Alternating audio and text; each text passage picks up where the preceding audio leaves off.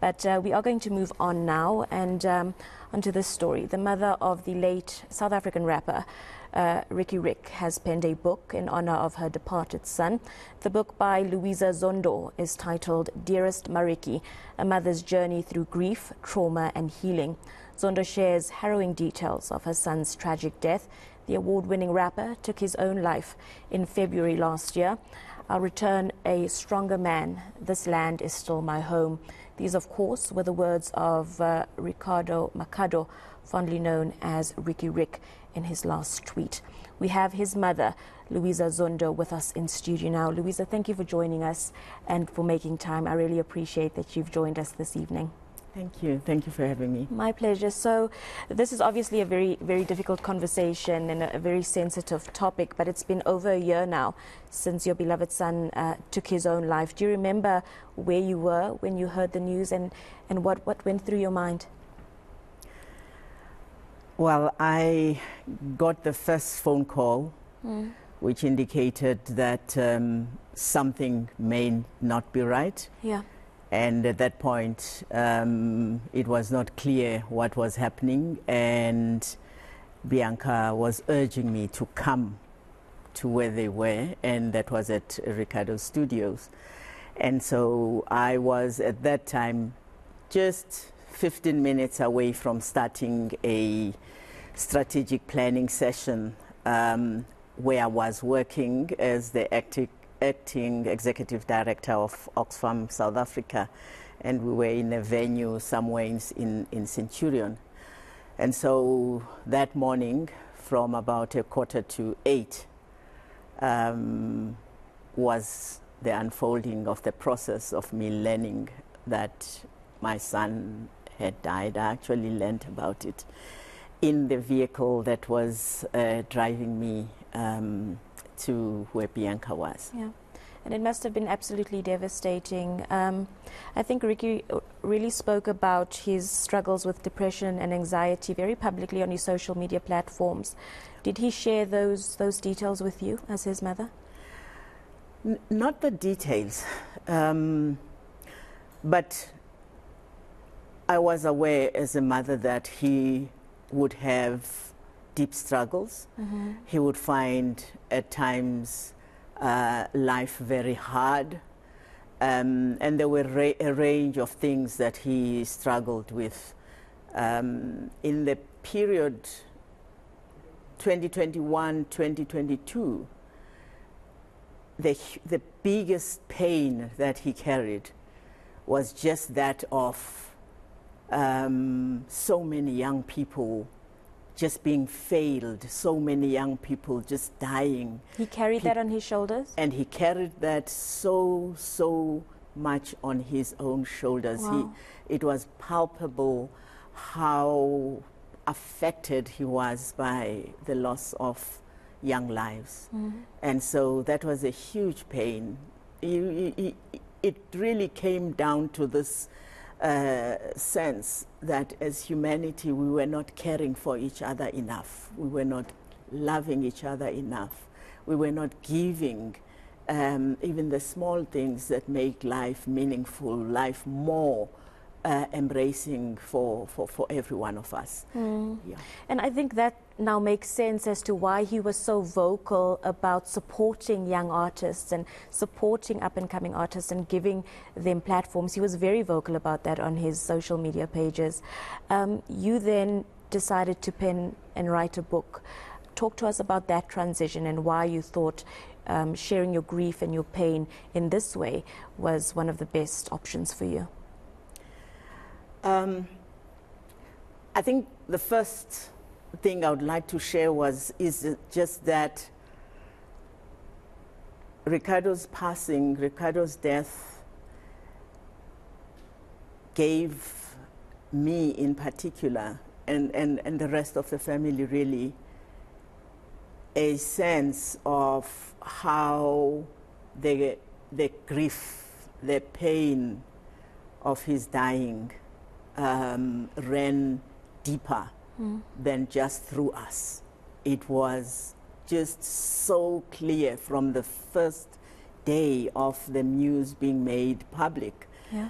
that so many were deeply shattered. Devastated, yeah. Devastated by Riky's passing. And so very quickly it became clear to me that it was not just my journey. I was journeying with a whole lot of people.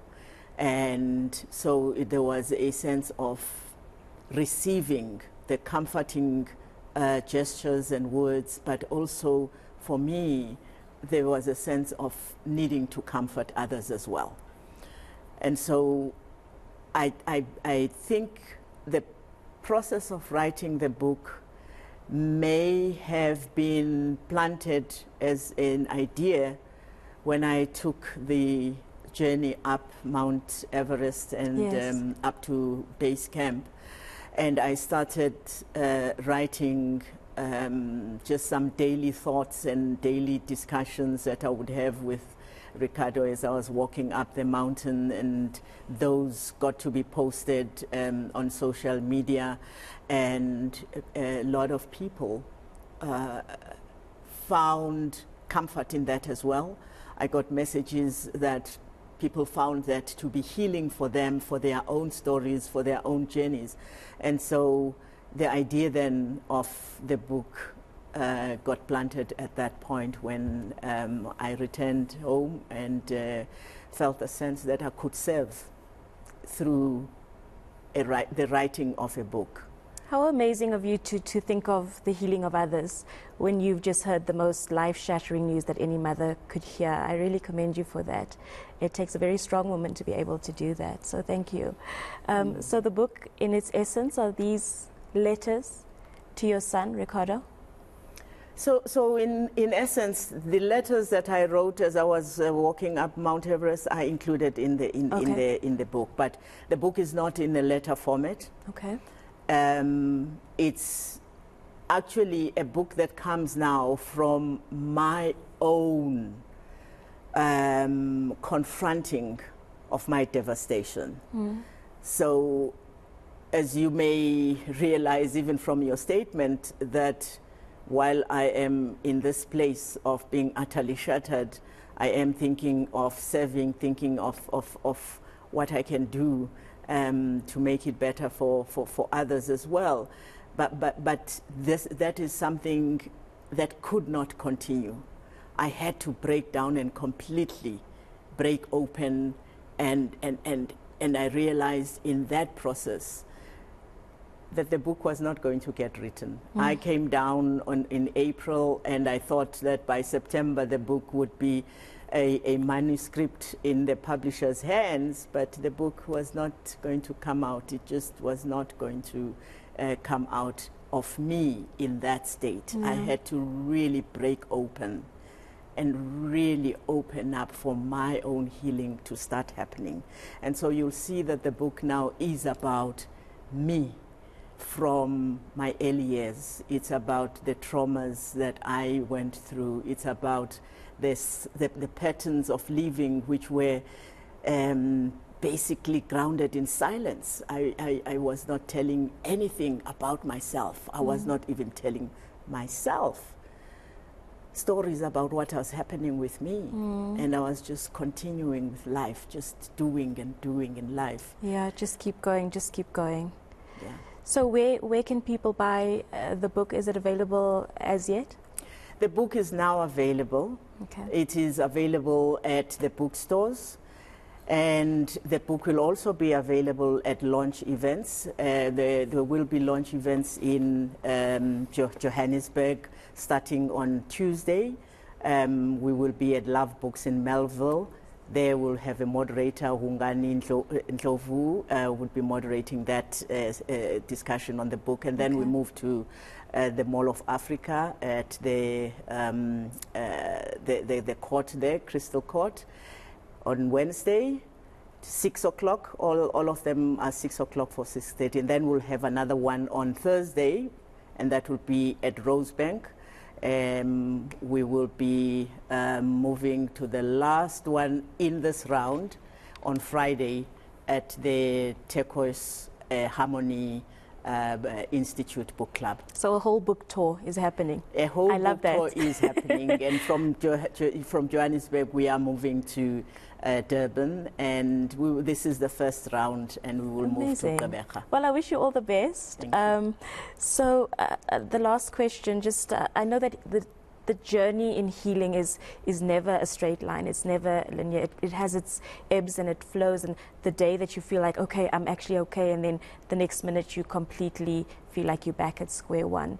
How are you doing? How's the family doing? How's Bianca and the kids? How are they coping? I actually did ask them before coming here how they are doing and how they would express it themselves. And Maik said, tell them we're okay. And Jordan said, I don't know. And Bianca said, as good as could be expected. As good as could be expected. Yeah. It's a very difficult time, so I'm really grateful for you to come and share these very intimate details with us. But just in closing, you know, Riky was this larger than life character to us because we didn't know him personally and intimately, but you did. How would you like for your son to be remembered? What would you love for his legacy to be? I think we are tremendously blessed by Ricardo's character, his openness, his zest to share, because we don't grapple in the dark. It is clear what the guidance is from him. Ricardo expressly said that he really does not care what legacy he leaves, as long as he leaves something that can be built on. Yes. And for us, it's very clear what can be built on. And what can be built on is his love for human beings, his love for nature, his love for young people. And so the Riky Rick Foundation for the Promotion of Artivism has been established. It will soon be launched. Amazing. And the focus is on these aspects: mental health and well-being, young people, nurturing, supporting young people in their endeavors, and this notion of using arts and culture for us to be vitalized, to bring about the change in our lives that we want to see. And that's something he's always been vocal on, so I'm so happy to see that it will be moved forward. Louisa, thank you for your time.